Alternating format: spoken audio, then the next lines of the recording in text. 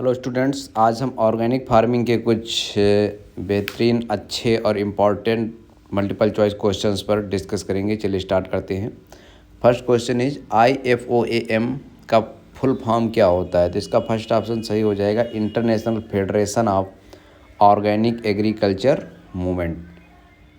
Next question है IFOAM की स्थापना किस वर्ष में हुई थी? तो इस IFOAM यानी कि international federation of organic agriculture movement, इसकी स्थापना 1972 यानी 1972 को हुई थी।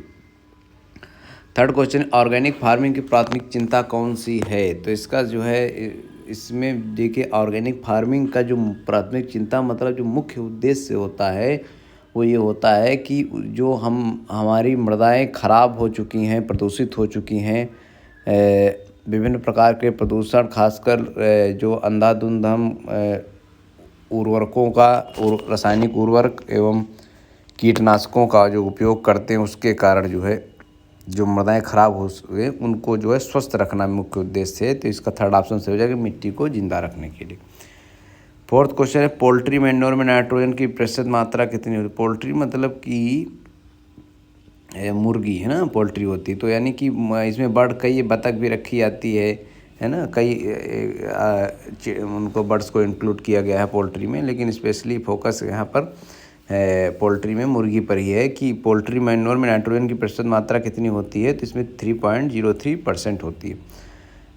कंसनट्रेटेड मैन्योर का उदाहरण नहीं है। देखिए, ये बहुत बढ़िया क्वेश्चन है कि मैन्योर दो तरीके की होती है, एक बल्कि और एक कंसनट्रेटेड। जो कंसनट्रेटेड मैन्योर होती हैं उनमें पोषक तत्वों की प्रतिशत मात्रा बल्कि मैन्योर की तुलना में अधिक होती है ना। तो इसमें जो है ये जो गोबर की खाद है, ये बल्कि यानी कि भारी खाद को जिनको कहा जाता है उसमें आती है, जिनमें पोषक तत्व भी कम मात्रा में पाए जाते हैं। तो इसका फर्स्ट ऑप्शन सही हो जाएगा। बाकी जो तीन ऑप्शन है ये किसके हो जाएंगे? ये ऑप्शन हो जाएंगे कंसनट्रेटेड के। इसमें नहीं पूछा है तो इसलिए इसमें फर्स्ट ऑप्शन सही हो जाएगा, गोबर की खाद, क्योंकि ये क्या है, ये बल्कि मैन्योर है। Six question is, organic farming के प्रति सामान्य दृष्टिकोण क्या है? तो मतलब ऑर्गेनिक फार्मिंग कोई टारगेट नहीं है कि हमने जो है इस साल ऑर्गेनिक फार्मिंग कर ली, उत्पादन कर लिया, पूरे देश में ऑर्गेनिक फार्मिंग एक बार कर ली बस, ऐसा नहीं। ये एक सतत प्रक्रिया है जो चलती रहनी चाहिए इन्वायरमेंट के साथ, जो है उसको स्वस्थ बनाए रखने के लिए और फिर प्रदूषण से बचाने के लिए मृदा को, ये सतत प्रक्रिया है। तो इसका सी ऑप्शन सही हो जाएगा। 7 नंबर क्वेश्चन, प्रकृति को वापस देने की बात है जो हम उससे लेते हैं, मतलब कि हमें पेड़ पौधे लगाने चाहिए, है ना, जल कटाव रोकना चाहिए, प्रदूषण नहीं फैलाना चाहिए। उल्टा क्या करते हैं कि हम जो है ये सब ना करके उल्टा जो है मतलब प्रकृति को नुकसान पहुंचाते हैं ना। तो ये प्रकृति को वापस देने की बात है जो मुझसे लेती है। ये टर्म, ये मतलब बात किसने कही थी, लाइन? तो ये किसने कही थी? फैटलिन ने, है ना, 1990 में। नेक्स्ट क्वेश्चन है 8 नंबर, ऑर्गेनिक फार्मिंग का उद्देश्य क्या है? तो ऑर्गेनिक फार्मिंग का उद्देश्य पोषक तत्वों से भरपूर भोजन का पर्याप्त मात्रा में उत्पादन।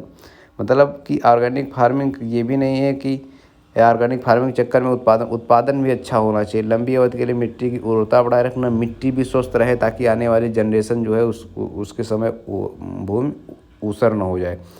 थर्ड है, परागण के संभावित स्रोत से बचने के लिए, यानी कि परागण के ये जो पॉलिनेशन है ये किससे होता है? ये मुख्यतः जो है नेचुरल तरीके से होता है, खासकर इंसेक्ट द्वारा जो पॉलिनेशन होता है। जब इंसेक्ट ही नहीं रहेंगे, बेनिफिशियल इंसेक्ट, जब हम दवा डालते हैं तो हानिकारक कीड़ों के साथ लाभदायक कीट भी नष्ट हो जाते हैं जो परागण में सहायता करते हैं, तो उनको भी बचाना होता है ना। अगला प्रश्न है, तो इसका डी ऑप्शन सही हो जाएगा 8 नंबर का। 9 नंबर, ऑर्गेनिक फार्मिंग की क्या आवश्यकता है? इसमें सी नंबर क्वेश्चन जो है ये जब इंग्लिश को हिंदी में ट्रांसलेट किया गया है तो ये थोड़ा सा इसका ट्रांसलेशन गड़बड़ हो गया है ना। 9 नंबर क्वेश्चन, ऑर्गेनिक फार्मिंग की क्या आवश्यकता है? तो ऑर्गेनिक फार्मिंग का आवश्यकता है कि जो हमारे संसाधन हैं इनका सतत और कम मात्रा में उपयोग अच्छी तरीके से होता रहे। ये नहीं कि किसी का एकदम ह्रास खनन करना, ये जो है प्रकृति के खिलाफ है। 10 नंबर, ऑर्गेनिक फार्मिंग में आप अकार्बनिक उर्वरक का उपयोग कैसे करेंगे? तो एक घटक पूरक के रूप में, ये नहीं कि एकदम जो है हम इनऑर्गेनिक यानी केमिकल पर ही डिपेंड हो गए, है ना। तो इसमें जो है दो ऑप्शन देखो एक जैसे हो गए ना।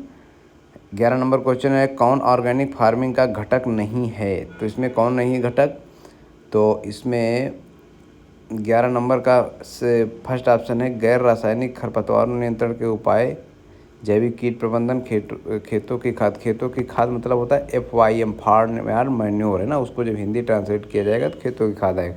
सिंथेटिक कीटनाशक यानी कि जो केमिकल होते हैं दवाई है ना, उनकी बात कर रहा है, ग्लाइफोसेट हो गया, इंडोसल्फान, इनकी बात कर रहा है। इस तरीके की चीज़ें हैं ना जो केमिकल्स होते हैं, तो उनसे ये सब जो हैं ऑर्गेनिक फार्मिंग के अंतर्गत नहीं आते हैं। सिंथेटिक यानी केमिकल कीटनाशक जो होते हैं ना, केमिकल इंसेक्टिसाइड। 12 नंबर क्वेश्चन एक माइक्रोबियल कीटनाशक है, तो इसका फर्स्ट ऑप्शन सही हो जाएगा बैसिलस थ्यूरिनजेनेसिस। ये जो है मुख्यतः कपास में उपयोग किया जाता है ना, कि कीड़ों से बचाने के लिए फसल को। तो ये एक जैविक यानी कि एक जीवाणु है ना, जो जिसे बीटी कॉटन उत्पादन होता है, आप लोगों ने पढ़ा होगा, तो वही है। एक माइक्रोबियल कीटनाशक क्या है, बैसिलस थ्यूरिनजेनेसिस। 12 नंबर क्वेश्चन का फर्स्ट ऑप्शन सही हो जाएगा। 13 नंबर आप पोषक तत्वों की हानि को कैसे सीमित करेंगे। फर्स्ट ऑप्शन कचरे का उचित पुनर्चक्रण यानी कि रिसाइकलिंग, सेकंड है रिलीज और पोषक तत्वों के तेज को सिंक्रोनाइज करना, थर्ड है जैविक कचरे का उचित प्रबंधन। तो यानी कि इसमें आला पे हो जाए। देखो इस तरीके जो क्वेश्चन होते हैं वो बहुत ही टिपिकल हमारी नज़र में होते हैं, क्योंकि इनको अपने दिमाग से वहाँ पर समझ के करना होता है। जो ऑप्शन के अकॉर्डिंग सही होते हैं, वो डिपेंड करता है कि 4 ऑप्शंस जो हैं वो किस तरीके के हैं, उसी के अकॉर्डिंग सही होते हैं। इनको रटा नहीं, इनको अपने विवेक के साथ सही किया जा सकता है। 14 नंबर क्वेश्चन है, जैसे ये रटने वाला टाइप का है, इसको समझा भी जा सकता है और रटा भी जा सकता है। 14 नंबर प्रश्न है भारी यानी बल्कि जैविक खाद कौन सी है, तो FIM, कंपोस्ट और ग्रीन मैन्योर। ये सब जो है बल्कि ऑर्गेनिक, दो तरीके के ऑर्गेनिक मैन्योर होते हैं, बल्कि और कॉन्सनट्रेटेड। बल्कि वो होते हैं जिनमें पोषक तत्वों की मात्रा बहुत कम होती है, जैसे कि गोबर की खाद है ना। 15 नंबर का प्रश्न है FIM की खाद में नाइट्रोजन, फास्फोरस और पोटास की प्रतिशत मात्रा कितनी होती है। इसमें FIM यानी गोबर की खाद, इसको फार्म एंड मैन्यो, इसमें जो है 98 का फार्मूला यूज करिए, तो इसमें 0.5 जो है नाइट्रोजन, 0.25 फास्फोरस और 0.5 पोटास जो है होती है। तो इसका फर्स्ट ऑप्शन सही हो जाएगा। 60 नंबर क्वेश्चन गाय का गोबर प्लस मूत्र प्लस कृषि अपशिष्ट कितने दिनों के बाद खेत की खाद के रूप में उपयोग के लिए तैयार हो जाती है। 30 से 50 दिन में जो है विधिवत, जैसे कि जीवामृत का नाम आपने सुना होगा, उसी तरीके से है ना। तो गाय का गोबर प्लस मूत्र और प्लस कृषि अपशिष्ट कितने दिनों में खेत में खाद के रूप में तैयार हो जाते हैं, तो ये जो है इसमें काफ़ी समय 50 दिन तक टाइम लगता है इसको डिकम्पोज होने में। तो ये क्या हो जाए, मतलब इसको तैयार होने में डालने के लिए इसमें जो प्रोसेस होता है, तो 30 से 50 दिन तक इसको स्टोर करना पड़ता है, तब जाके ये तैयार होता है। 17 नंबर क्वेश्चन है कंपोस्टिंग किस प्रकार की प्रक्रिया है। पहला ऑप्शन स्वचालित रूप से गर्म करने वाला, दूसरा एरोबिक जैविक, थर्ड है थर्मोफिलिक। तो इसका डी ऑप्शन सही हो जाएगा ऊपर के सभी। 80 नंबर क्वेश्चन सस्पेनिया रोस्टाटा कौन सी हरी फसल है। तो सस्पेनिया रोस्टाटा जो है ढांचे का वानस्पतिक नाम है, तो इसका बी ऑप्शन सही हो जाएगा। 19 नंबर है national centre for organic farming कहाँ स्थित है, तो इसका फर्स्ट ऑप्शन सही हो जाएगा गाजियाबाद में। देखिए इस तरीके के प्रश्न पूछे ही जाने हैं, ये सेंटर वगैरह जो होते हैं। वर्मी कंपोस्ट तैयार की जाती है, तो ये तो बहुत ही पॉपुलर क्वेश्चन, बहुत सरल भी है कि वर्मी कंपोस्ट केंचुए से तैयार की जाती है। 21 नंबर प्रश्न है मूंगफली की खली में नाइट्रोजन कितनी होती है, तो इसका थर्ड ऑप्शन सही हो जाएगा 7.3% नाइट्रोजन होती है, जबकि इसमें जो फर्स्ट ऑप्शन दिया हुआ है 5.5 है ना।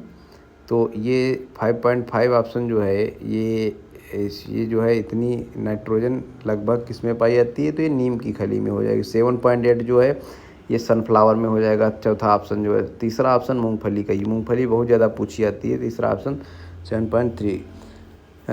22 नंबर प्रश्न ऑर्गेनिक फार्मिंग के अंतर्गत सर्वाधिक क्षेत्रफल वाला देश कौन सा है। देखिए बहुत बढ़िया प्रश्न है। ऑर्गेनिक फार्मिंग के अंतर्गत सर्वाधिक क्षेत्रफल वाला देश ये जो है ऑस्ट्रेलिया। देखिए कंफ्यूज नहीं होना है, फुल कम्प्लीटली ऑर्गेनिक कंट्री अलग चीज़ है, मतलब पूरा देश जो है ऑर्गेनिक खेती कम्प्लीटली वो अलग चीज़ है, लेकिन सबसे ज़्यादा क्षेत्रफल तो ऑस्ट्रेलिया का, इसको याद रखना। 23 नंबर पर ऑर्गेनिक फार्मिंग के तहत सबसे अधिक क्षेत्रफल वाला भारतीय राज्य कौन सा है, तो भारतीय राज्यों में देखो पूर्ण जैविक की बात नहीं कर रहे हैं, सर्वाधिक सबसे अधिक जैविक अधिक क्षेत्रफल वाला राज्य, ऑर्गेनिक फार्मिंग की सर्वाधिक क्षेत्रफल वाला, जैविक खेती की सर्वाधिक क्षेत्रफल वाला राज्य मध्य प्रदेश है। सी ऑप्शन से। ऑर्गेनिक फार्मिंग में प्रमुख चिंता क्या है? ऑर्गेनिक फार्मिंग की जो सबसे बड़ी समस्या ये है कि इसमें जो है, क्योंकि हम उर्वरक का उपयोग नहीं करते हैं, रसायनों का उपयोग नहीं करते हैं, तो इसमें उत्पादन जो है, जो जिन खेतों में हम रसायन का उपयोग करते हैं उनकी तुलना में उत्पादन इसमें क्या होता है? कम होता है ना। तो इसका जो डी ऑप्शन सही है, अकार्बनिक खेती की तुलना में कम उत्पादकता। अकार्बनिक मतलब इनऑर्गेनिक है ना। 25 नंबर, ऑर्गेनिक फार्मिंग का उद्गम क्षेत्र। देखो बहुत बढ़िया क्वेश्चन है कि ऑर्गेनिक फार्मिंग कहाँ से स्टार्ट हुई ना। तो कई बुक्स में भारत भी लिखा है, लेकिन इसका पोलैंड ऑप्शन सही होगा। डी ऑप्शन, ऑर्गेनिक फार्मिंग का उद्गम क्षेत्र, ओरिजिन प्लेस क्या है? पोलैंड। अगर पोलैंड ऑप्शन में नहीं होगा और भारत होगा, पोलैंड नहीं होगा, उस कंडीशन में भारत सही होगा। 26 नंबर पर जैविक खेती शब्द किसने दिया था? तो ये बहुत बढ़िया प्रश्न है। जैविक खेती शब्द किसने दिया था? लॉर्ड नॉर्थबोर्न, जिनको देखिए वो इनका लॉर्ड नॉर्थबोर्न, जो इनको वाल्टर जेम्स भी कहा जाता है ना। 27 नंबर प्रश्न है, विश्व का पहला जैविक देश कौन सा है? तो देखो विश्व का पहला जैविक देश भूटान है। ठीक है, अगर भूटान ऑप्शन में नहीं है तब एस्टोनिया लगाइएगा, पहले तो भूटान। ठीक है, तो वैसे भूटान ही ऑप्शन में मिलना चाहिए। 28 नंबर है, भारत में ऑर्गेनिक फार्मिंग का जनक किसे माना जाता है? तो ये बी ऑप्शन सही हो जाएगा। बहुत बढ़िया प्रश्न है। सुभाष पालेकर को भारत में ऑर्गेनिक फार्मिंग का जनक माना जाता है। भारत का पहला पूर्ण जैविक राज्य। भारत, देखो बहुत बढ़िया प्रश्न है, भारत का पहला पूर्ण जैविक राज्य सिक्किम है, लेकिन सर्वाधिक क्षेत्रफल कहाँ है? मध्य प्रदेश में ना। ये पूर्ण जैविक राज्य बहुत ज़्यादा प्रश्न पूछा जाता है हर एग्जाम में, उम्मीद है कल भी ये पूछा जाएगा, तो इसको बहुत अच्छी तरीके से याद रखना है ना। जैसे कि नेशनल मतलब ऑर्गेनिक फार्मिंग का जो है सेंटर कहाँ पर है, रिसर्च सेंटर कहाँ पर है? तो वो गाजियाबाद में है। इसको भी अच्छी तरीके से आपको याद होना चाहिए। 2020 लास्ट प्रश्न है, 2020-21 में भारत में ऑर्गेनिक फार्मिंग के अंतर्गत कुल क्षेत्रफल कितना था? तो इसका फर्स्ट ऑप्शन सही हो जाएगा, 43,39,184.93 हेक्टेयर है ना। ये वैसे तो नहीं पूछा जाना चाहिए, लेकिन इतना याद रखो, 4 अंक शुरू के 43-39 जिसमें ऑप्शन में मिल जाए। देखो 43-39 हो, 39-43 नहीं है ना, 43-39 मिल जाए तो वही ऑप्शन सही होगा। लेकिन 2020-21 का डाटा है ना। तो ये बहुत अच्छी तरीके से कुछ ऑब्जेक्टिव क्वेश्चन है जिनको आप लोगों को याद रखना है ना।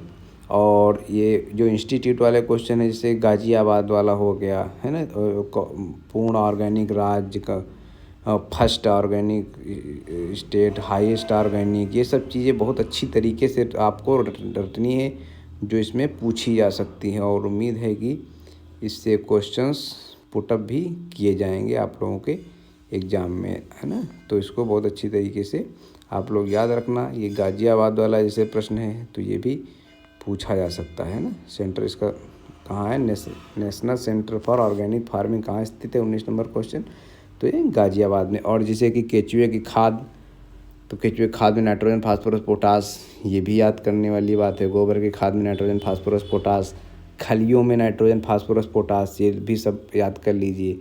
ये सब क्वेश्चन उससे बनते हैं। और भी चीज़ें हैं, ये 15 मिनट के एक ऑब्जेक्टिव क्लास में सभी चीज़ें कवर नहीं कराई जा सकती हैं, है ना। बहुत बहुत धन्यवाद।